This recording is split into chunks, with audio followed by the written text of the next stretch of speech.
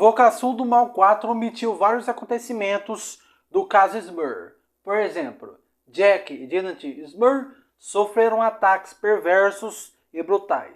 E também a forma que o caso foi resolvido é totalmente diferente do filme.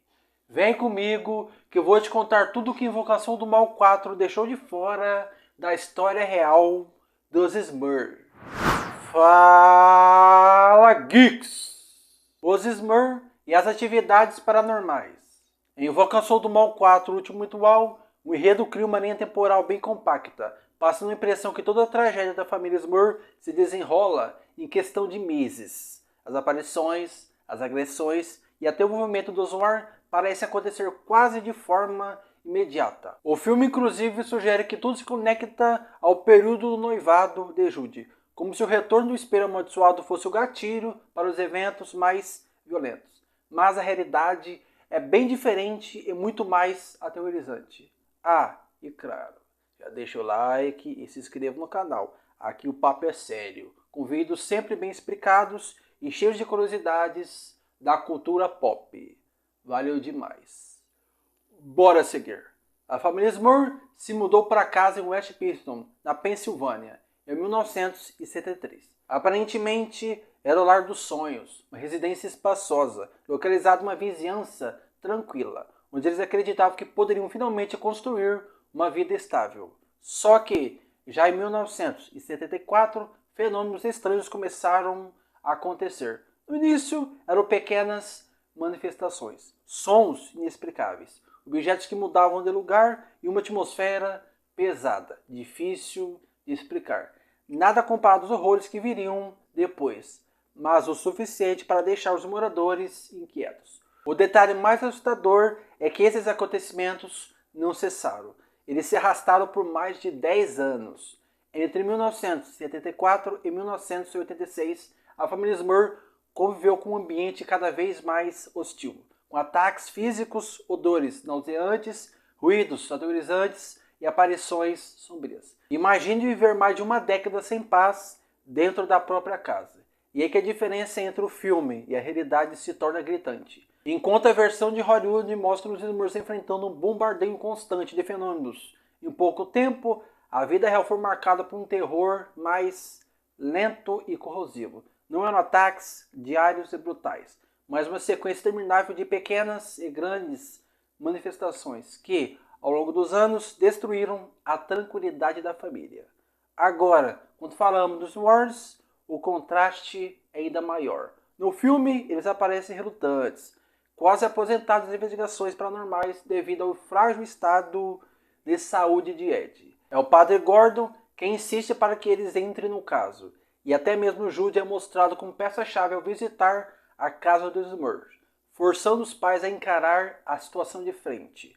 Na vida real, porém, foi bem diferente. Os Smurfs já estavam desesperados quando decidiram entrar em contato direto com os Warrens. Não foi Judy, nem um padre amigo da família. Foi o próprio clamor da família em busca de ajuda. E faz sentido. Afinal, na década de 90, os Warrens já eram nomes reconhecidos internacionalmente, graças a investigações de grande repercussão como a MTV. Foi nessa visita que Lorraine Warren fez uma das descobertas mais perturbadoras. Segundo ela, a casa dos Smurfs não estava assombrada por um único espírito, mas por 4 entidades diferentes. Os acontecimentos de Jack e Janet Smurr. No longa, vemos Ed e Lorraine Warren investigando os horrores que assolavam a família. Mas o que muita gente não percebe é que as experiências de Jack e Janet Smurr foram supostamente muito mais intensas e perturbadoras do que a versão mostrada na tela.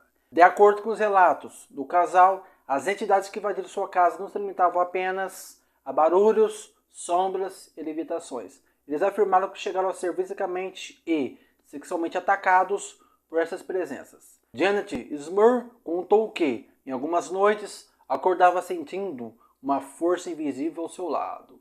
Em determinado momento, alegou ter sido molestada enquanto dormia.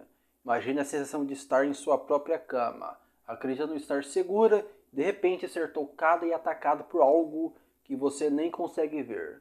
Mas o caso de Jack foi ainda mais pesado. Jack afirmou ter sido violentado por aquilo que Lorraine Warren interpretaria como um sucubo, uma entidade demoníaca que se alimenta de energia sexual e que, segundo lendas, aparece para seduzir e atormentar homens.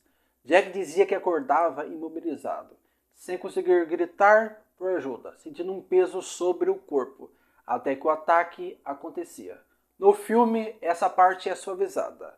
O que vemos é Jack passando por uma experiência de paralisia e levitação, com a dor e o desespero sendo transmitidos apenas pela expressão em seu rosto. Qualquer insinuação de agressão sexual é deixada fora da tela, algo compreensível do ponto de vista do cinema comercial, mas que acaba escondendo a gravidade dos relatos originais. E não para por aí.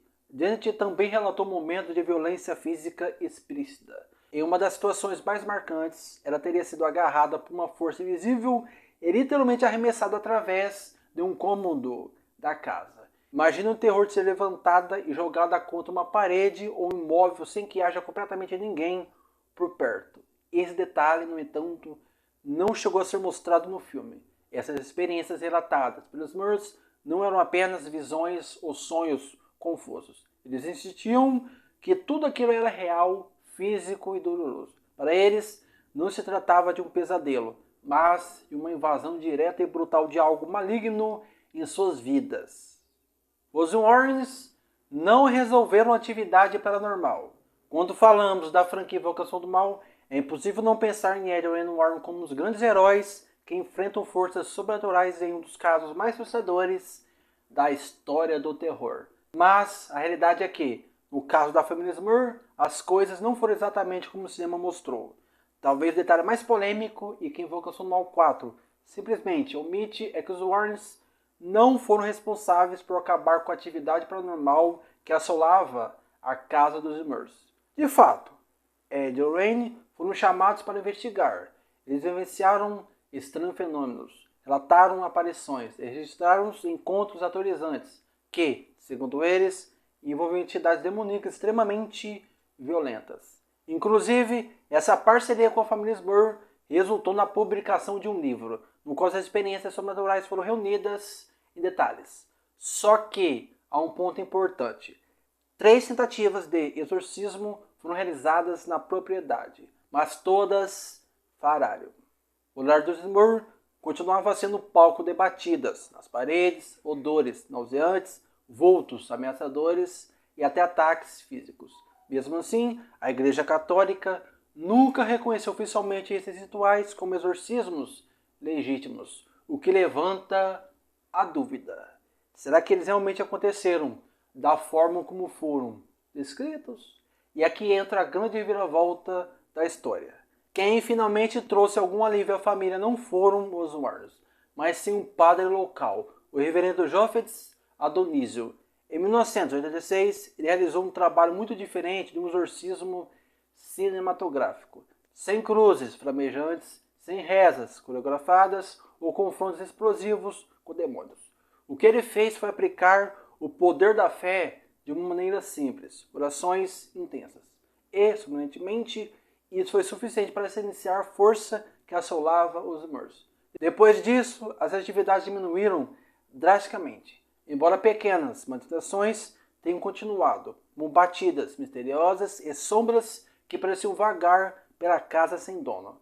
Mas por que então o filme multimutual muda essa parte da história?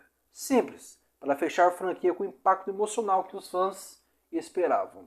A produção não poderia deixar de lado os Warrens, já que eles são o coração da saga. Por isso, o roteiro exagera seu envolvimento, adiciona narrativa em torno da filha Judy e do demônio do espelho. Entrega uma conclusão mais cinematográfica do que fiel à realidade. A verdade é que, no mundo real, os Smurfs não tiveram um final tão épico quanto mostrado no cinema. Eles tiveram que conviver com pequenas manifestações, mesmo após a vitória espiritual. E quanto aos Warrens? Bem, sua maior contribuição foi investigar, dar visibilidade ao caso e eternizá-lo em forma de livro. Mas não foram eles que libertaram a família das forças malignas. Um detalhe. Após os Smurfs deixarem a casa, ela foi vendida a um inquilino que relatou não ter nenhuma experiência paranormal na casa. E aí, me conta nos comentários. Você acha que Invocação do Mal 4 fez bem em tirar esses acontecimentos? O que você acha do caso Smur? Comente. Toda semana tem vídeo novo teorizando, explicando e analisando o mundo da cultura pop. Se inscreva para não perder nada. Muito obrigado. Até a próxima. Fui!